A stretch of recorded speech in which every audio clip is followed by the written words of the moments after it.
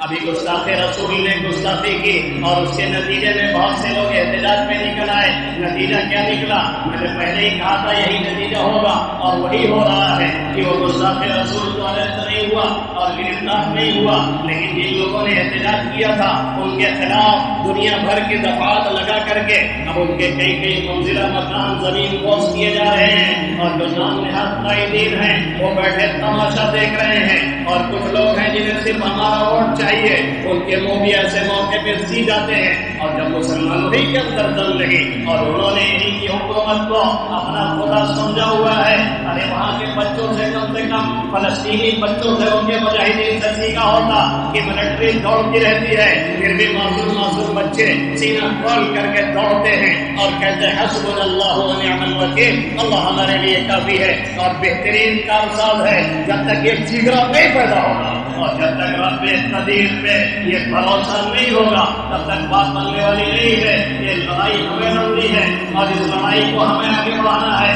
آپ میں حق میں اور آپ میں اگر دم نہیں اور ہمارے قدموں میں اگر یہ ثبات نہیں اور کھڑے ہونے کی صلاحیت نہیں اور اپنی آواز اگر قوم مسلم خود مل کے نہیں اٹھاتی ہے تو دوسرے قومیں سے امید اور بھروسہ مت کیجیے. اس لیے پورے یقین اور ثبات کے ساتھ کہیے حسبنا اللہ و نعم الوکیل، اللہ ہمارے لیے کافی ہے اور بہترین کارساز ہے.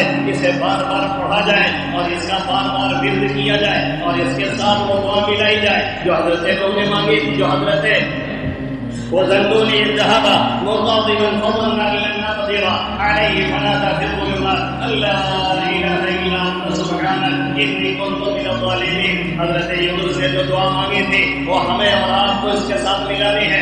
لا الہ الا انت سبحانک انی کنت من الظالمین. اگر کچھ نہیں کر سکتے اتنا تو کر سکتے ہیں، کیوں بیٹھ کر کے گھنٹے بھر تبصرے کیے جا رہے ہیں؟ 3 گھنٹے تبصروں میں کیوں ضائع کیے جا رہے ہیں؟ تھوڑی دیر مسلے میں بیٹھ کر کے، تھوڑی دیر رب قدیر کے در پہ آ کر کے کیوں نہیں اس کے سامنے اپنی فریاد بتائی جاتی اور اس سے رجوع کیا جاتا اور تھوڑا وقت نکال کر کے اللہ سے کہا جائے اور اس سے فریاد کیا جائے اور اپنی عاجزی اور بے بسی کا اظہار کیا جائے اور یہ کہا جائے رب قدیر اے میرے مولا، ہمارے پاس کوئی وسائل نہیں، ہمارے پاس کوئی ذرائع نہیں، ہم نہتے اور کمزور ہیں اور بظاہر ہمارے پاس مقابلے کی طاقت نہیں ہے، اور آہستہ ایک علاقے میں کارروائی کر کے ہمارے دلوں کو ٹٹولا جا رہا ہے اور ہماری غیرت کو جانچا اور ناپا جا رہا ہے اور اسرائیلیوں سے سیکھ کر کے یہ کارروائی چل رہی ہے جو آہستہ آہستہ آگے بڑھے گی. چاہے طبیعت کہے تو لکھ کر کے رکھ لیجیے، جمعہ کا بیان ہے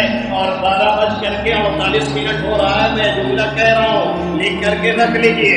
یہ کارروائی آہستہ آہستہ آگے بڑھائی جائے گی. ایک علاقے میں چھوٹ پھوٹ کارروائی کر کے ہمیں اور آپ کو چانچا اور دیکھا جا رہا ہے اور یہ پرکھا جا رہا ہے کہ کوئی ہے جگرا والا، کوئی ہے ان میں کوئی قائد، کوئی ہے ان میں کوئی لیڈر جو ان کی قیادت اور سیادت کر سکے، یا پوری مری ہوئی قوم ہے جو دیکھ کر کے سب کچھ آنکھیں موند کر کے کام لے رہی ہے. یاد رکھیں حالات سے آنکھیں چرانا یہ مسئلے کا حل نہیں ہے. حالات کی آنکھوں میں آنکھیں ڈال کر کے بات کرنا اور رب سے اپنے مانگنا اور لو لگانا اور اس سے فریاد کرنا اور اس سے رجوع کرنا اور اس سے اپنی بے بسی، لاچاری اور مجبوری کا اظہار کرنا، یہی مسائل کا حل ہے.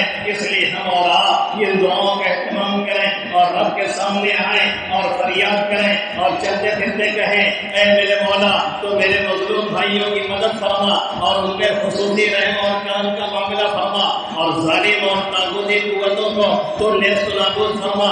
کیا ہم 24 گھنٹے میں کچھ وقت اس کے لیے خاص نہیں کر سکتے؟ کیا ہم 24 گھنٹے میں کچھ واقعی جملے نہیں کر سکتے؟ کیا ہم ان بھائیوں کے لیے اپنے آنسو نہیں گرا سکتے ہیں؟ اگر نہیں کر سکتے ہیں تو یاد رکھیں کہ فیس بک اور ٹویٹر پہ اور واٹس ایپ پہ صرف شیئر کر دینے سے کوئی بھی مسئلہ حل ہونے والا نہیں ہے.